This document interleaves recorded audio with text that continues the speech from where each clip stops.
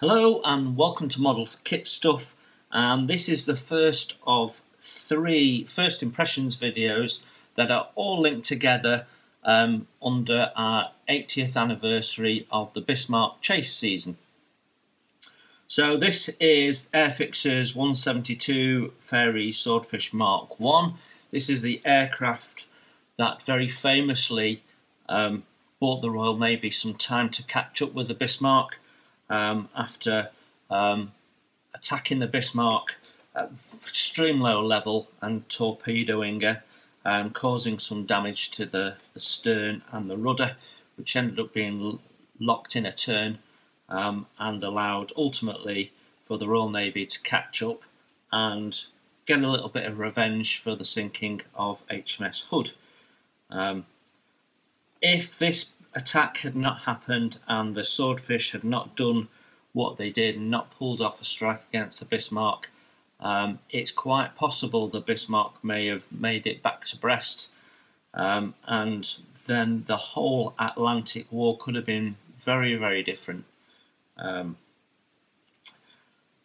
Whether she would have managed to have broken out and do some commerce raiding, who knows? We can only speculate. What we do know is these bits of wood and canvas made in a factory up in Stockport, Fairy Engineering, changed the course of the Atlantic War, and the people that flew these aircraft were massively, massively brave. Okay, so let's have a look at the kit, which is what we're here for. So we have a picture of her on an aircraft carrier deck with her arrestor hook down. It's quite a nice piece of artwork. We can see there's three people sat in the aircraft there, and it looks like she's come back from operations because she has no bombs underneath. The bomb cradles have been released. So in this picture she's got bomb cradles on and not a torpedo, but if you look at the artwork, there is an option for a torpedo version as well. So this is a re-release kit. It's been around for a little while. They have done an attack on Bismarck version, which came with a card inlay and all the correct markings for the squadron that attacked the Bismarck. But there we have it. This is a different version. It's a standard red box, so we know it's a relatively new tool. The kit number is A04053A, and usual standard affair with the sides being the same, some information underneath, and if I turn this upside down, we have a brief history, we have the two markings, so that says action believed to have been flown by blah blah blah. Operation Judgment. So number 815 Naval Air Squadron, Fleet Air Arm, HMS Illustrious, 11th to 12th of November 1940. So this would have been one of the aircraft that was involved in the Bismarck action ultimately. And then this one is number 825 Naval Air Squadron, Fleet Air Arm, HMS Glorious, 1939. So in the sort of pre-war silver outlay that the Fleet Air Arm used to use. Then we have the paint shout-outs, the common for A and B, and then what you need differently for A and what you need differently for B. And this is a skill level 2 kit, and the flying hours have been removed and put in my little jar with the rest of them. So let's start with the instructions. Standard Airfix instructions, nice stapled A4 booklet, which starts with a little bit of history, and then the assembly icon instructions, and then we start with the cockpit interior. So we have a floor pan that we're building up with the framework, so we end up with an internal cage that will then fit inside the fuselage. So that's quite nice to see. We're not relying on the detail on the inside of the fuselage for the framework. We've got separate framework, which means we can add the nice dope colour and spray these green separately, and it'll just make it all pop up. So that's nicely done. We've got the fuel tank there, and then it looks like that'll be the dashboard with the decal going on. So you can tell these are a slightly older set of instructions, that even though the layout is the more usual layout, we've not got the little red marks that show you what happened in the previous step. So it is a slightly older style layout. Then we have some clear parts going in. We have a machine gun being mounted into there, and it shows you a nice little blowout of how it's fitted in and what it should look like. Then we put this whole assembly into the fuselage half and bring those together. So the fuselage is made up of 3 sections, and we're putting the wing root tops on before we put the underneath of the fuselage on. And again, the nice little silhouette. In this instance, it's going to be wings open or wings closed. So yeah, all very nice and clear. Tells you to remove some parts on the inside of those wing tips. So obviously there was some form of modification to this kit. Then we've got radiator, or I think that's a radiator. We've got some various supports for the wings going on, and that sort of parks that assembly there until we get to the engine assembly. So fairly simple engine assembly, effectively 2 parts. We'll have a look at that in a minute. Then we build up the cowling. Got the front of the engine there that mounts the prop, goes into the cowling, and then we put the engine in behind it. So it'll probably look a more complex engine assembly than it actually is, I would imagine. Spinner going on, and then the prop going on. Then we have the tail being built up. Gives you some angles there for setting the flaps. And then we've got the actual tail assembly being completed, and more geometry. So then we've got the wing assembly, and we seem to be putting the wing struts in through the back of or underneath of the wings before we join the 2 halves together, which I think is a really nice idea. It's going to make it a stronger fit and probably reduce the need for any filling.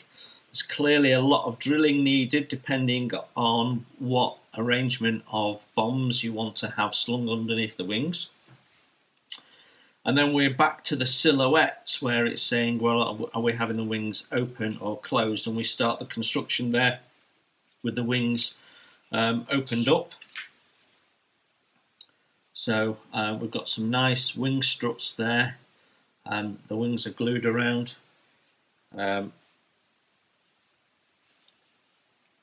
Then that gets mounted in place with the strut meeting the bottom wing, and then the bottom wing goes in.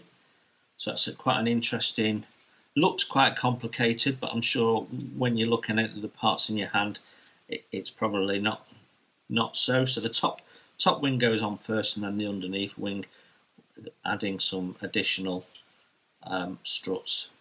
So okay. And then at step 47, we go through the same process again, but for having the wings folded.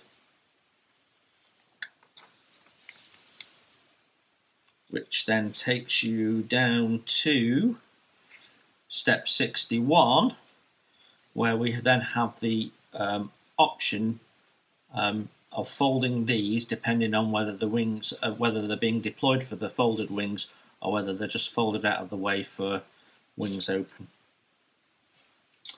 Then we've got the wheels being built up. The wheels are 2 halves. And then we've got bombs and torpedo being assembled, and then the cradles for those being put in place. And then we're adding the torpedo and the bombs depending on what you've gone for. You can't have both. Then we've got the arrestor hook, the little drop down step, machine gun that goes on the top there. Seems to be all one piece. And then there is a little trolley for the torpedo, so that's a nice little addition. Torpedo trolley. So you could, in theory, do a little diorama with some figures, and they're about to load the torpedo. So that's quite nice. So there you go. That's the finished model, wings open, wings folded, and the torpedo on the trolley. That's a lovely little addition. I like that. Then we go from portrait to landscape, and we have the Ferry Swordfish Mk.1 paint scheme A. So HMS Glorious. So we've got the silver there. We can see the interior pale green. Some nice big bold decals there. All the decal positions marked in red, so easy to see against the paint instructions. It's a very nice layout. It's very clear, it's very easy to understand, and it's concise. And Airfix do this really well, actually. It's a nice little red stripe on the propeller there, and we've got the glorious coat of arms on the tail. So yeah, all looks very good. We have paint scheme B, which has this sort of red, brown and grey nighttime bomber look with a black underneath. I think that's quite a nice scheme. That it's a little bit more unusual. I don't think I've ever done that scheme, so that's probably the way I'm going to go. The decals aren't quite as exciting, but I've recently done a Walrus silver wings, which was silver, so it'd be nice to do something a little bit different with this. And you get the torpedo slung under it as well, so yeah, all good. Right then, let's have a look at the decals as we're talking about the decals. So there we have the decals. It's not a massively complex sheet. We've got the common there, which has the anti-slip, the dashboard, propeller stripes, and some markings for the wings. Then we've got the glorious markings, and then finally that sort of night torpedo bomber markings there. So you can see that the roundels are darker, and it's all a little bit more forbidding, isn't it? But no other warning markings or anything like that on there, so a relatively simple set of decals. Right then, time for a bit of plastic, and we're going to start with Sprue A. So, Sprue A gives us the 3 fuselage parts, and immediately my eye is drawn to a fair amount of zinc underneath here. Yeah, quite thick plastic there, so we've got some zinc, and I don't know whether I've just looked out, but it's a bit lumpy and bumpy on the surfaces. We can see all sorts of little blemishes. So the quality control on this one wasn't brilliant. However, it's all stuff that we'll clean up with some fine wet and dry. Otherwise, the detail's quite nice. We've got the footholes in there. We've got recessed panel lines that might be slightly over exaggerated. This is one of the sort of older kits that Airfix have out now in their red box, and it is showing its age a little bit, and they've done several runs of this, so the moulds had a bit of a hammering. So yeah, There is some interior detail there, however, a few ejector pin marks to clean out, but nothing major. Then we've got one of the wing supports. There's the engine. Yeah, quite simplified. The cooling element of the engine is simplified. Although underpaint and a wash, it'll look half in the cowling. It'll look half decent. So we've got the tail wheel there. We've got the seat. The seat's quite nicely done, actually. There's plenty of detail on there. It's not up to their most recent releases standard, but there's rivet detail on, and there's panel lines where you want them. So it's not too shabby. I've certainly seen it a lot worse. But we continue to have some lumps and bumps on some of the should be flat surfaces.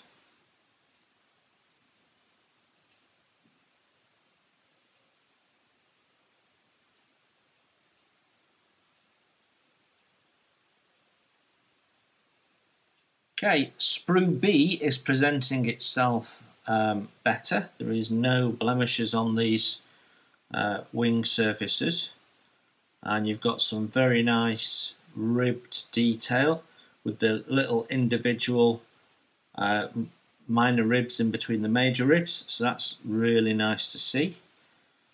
And we've got some material pull taut sort of indentations there, which are really nice. So that looks really good. Some very nice detailing for some of the interior parts there. So where we've got material, that's been depicted nicely.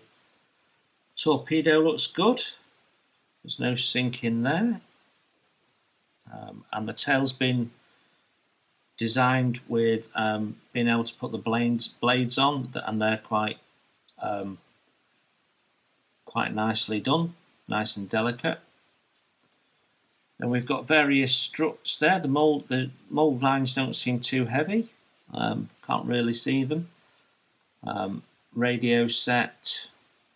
The exhaust is very nice. Look at that drilled out, hollowed out exhaust. That's very nicely done.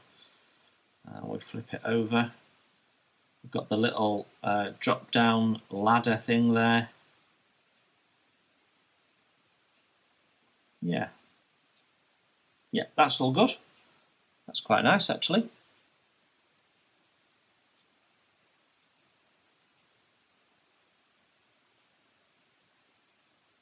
Okay, Sprue C. I've got to say these sprues are nicely laid out. They've been put out with some thought. They're not higgledy-piggledy. It's easy to see the parts. So we've got more wing here. These look like the lower wings. And again, the texturing is really nice. And on the flip side, we've got the location points for drilling through, so that's really good. Oh yeah, and the location points for the supports as well, although not opened up. So we need to have a look at that and understand that more closely. Then we've got the small little wing root bits that we saw that go on. And there's the tail,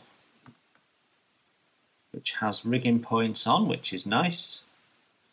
And then we've got the bombs there, which make up two halves and their cradles, and the fuel tank, which has some nice detail on it. It's got the straps on it, it's got some bolt detail, the filler cap,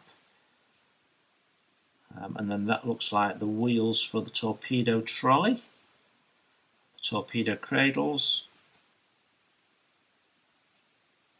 and the back tyres, which are weighted, so that's really nice, although there is no texture on them, so they're sort of radial tyres that have expected rings around them. And then the other halves are here with the solid hubs, but again they'll look nice. They should clean up easily. So yeah, remembering that this is 172, I think that's alright, that. So the final grey plastic sprue, Sprue D, and we've got quite a lot of parts on here one way or another. We've got the frame for the inside of the cockpit, which has those bullet cartridges for the machine gun moulded in, and then we've got a bulkhead that's got some very nice detail on there, rivets and what have you. We've got those supports that go on the inside of the wing, so you clearly have to cut that out to put those in.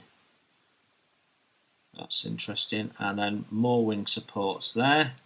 We've got the supports for under the tail, which at least one of them looks like it's been bent in the, I don't know if you can see that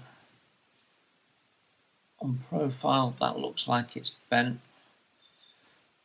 It might straighten itself when we cut it free, but that's come from weight on it in the bag, because all the sprues are together. Airfix, are you listening? Stop putting everything in one bag. Then I think we've got some sink in there, or it might be a design feature. We need to just check our research for that.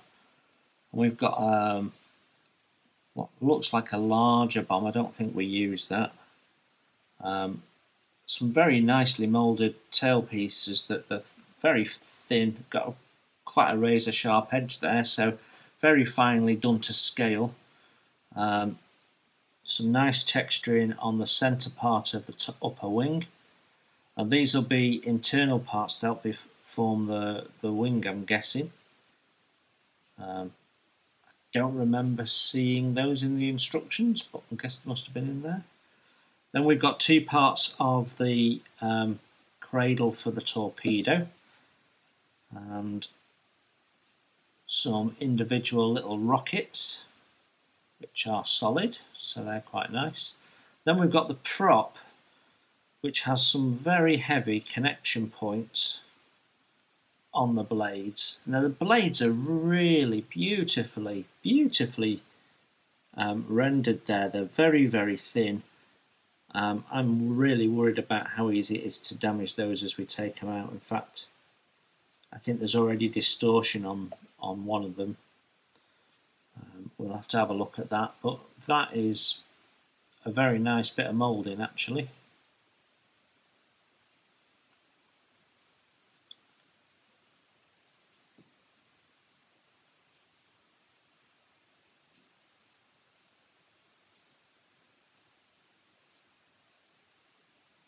So finally we have the clear parts. So it's quite a small little sprue. So we have the forward windshield there, which doesn't look particularly clear if I'm honest. Then we've got side window and the floor window. There's a little sort of glass rectangle in the floor, and then we've got wing lights. So they all look okay, other than, yeah, it feels a bit rough, that, so yeah, that's not the best. The windshield's not the best. Let's see if we could replace that with acetate or an aftermarket or something. It looks quite thick and chunky as well. Quick boost do an exhaust for it. Now when we had a look, actually the exhaust wasn't too bad, but we get one that has a thinner outer wall, so it just looks a little bit more in scale, and it costs nothing, it's pence. And then I also have these bracing wires, which, well, they're called bracing wires, but you get all sorts of little bits in. So let's have a bit of a look at those. So these etched struts are made by SBS Model, who are a company based in Hungary, and this is their instruction set. So what you get is the individual bracing wires, and then it shows which have all got letters against them. A to L there, and then you've got D and G, and it references those letters and where to put them. So it's a simpler solution than stretch sprue, and at this scale a better solution than EZ. I think it's telling you to pre-drill holes, it's showing you whereabouts they go, so some of them are for the tail, some of them are for the wing. You've got forward elevation and side elevation struts, so you should be able to do all of the rigging from this one set. They've also included some gun sights, which is nice, and then we've got these little discs, and it's telling you to put those discs in those places, so for raised detail. It does give you the dimensions that you need to be drilling as well, so 0.5mm from the back of the strut, 1 to 1.8mm out from the strut, so you can put the measurements in and drill the hole in the exact place. So simple instructions, but easy enough to follow, and I think I got these on eBay, and they weren't very expensive. So there we have it. So what are my first impressions? It's not the very best Airfix kit. It's not up to the standard of recent releases like the Blenheim, for example, or the Walrus, or the Buccaneer. Definitely not to that standard. However, there is nothing wrong with it. It just needs a little bit more cleanup in places. There's plenty of detail in there, there's plenty of surface texture. For those of you that like to explore what you can do with weathering, there's loads of opportunity. It gives you fixed wing and swing back, swept back wing options.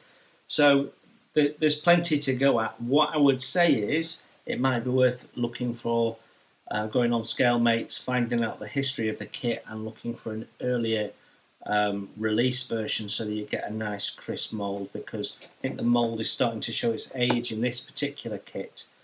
But yeah, nothing wrong with the kit at all. There is aftermarket stuff available for it, so I know that Edward did a set for it originally, although it is discontinued currently. You will be able to probably find it on eBay with a little bit of digging about.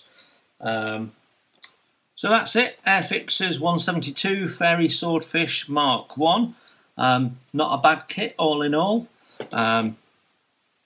So this is the first of 3 videos. The second video will be Flyhawk's 1/700 scale Prince of Wales model, which actually models Prince of Wales after she'd been reconstructed following the Battle of the Denmark Strait, where she took a battering.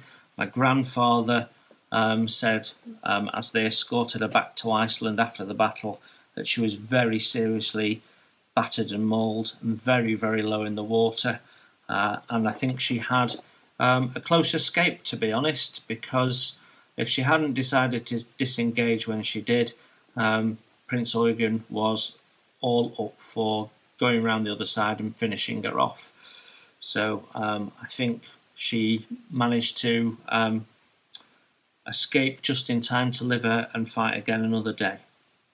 And then the last little first impressions video we'll do will be the Prince Eugen by Trumpeter, and we have a huge amount of aftermarket to look at in there, from resin, 3D parts, different photo etch sets, wooden decks, decals, you name it, there's an aftermarket set in there for it. Great, thank you for looking in.